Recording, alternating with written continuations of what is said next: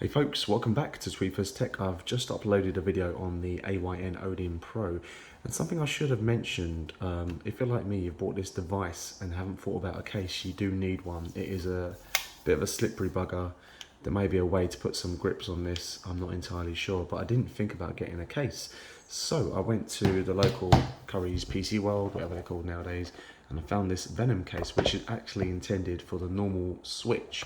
Some Switch cases aren't going to fit, some of the Switch Lite cases will be too small.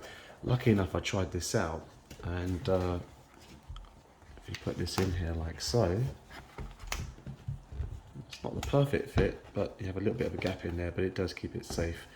I'm not entirely sure about these bands, they get caught on the analog sticks. I might just leave it like that, and it closes absolutely fine. You're good to go. I feel like that's got plenty of padding. It's got that soft plastic finish. You also get some headphones. I don't know how good they are, but nice to have. Bit of a freebie.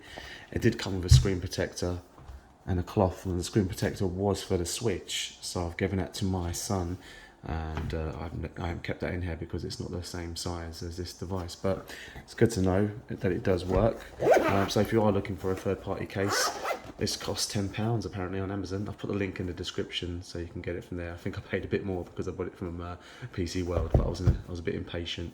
But yeah, just a quick look at a third-party case for the AYN Odin, or the AIN Odin as some people will call it, because if you're lazy like me, you can't be bothered to say AYN every time. So yeah, I'm gonna start calling it AIN Odin. It does sound a bit odd though. But yeah, Venom case, it's a starter kit. Have a look at the description.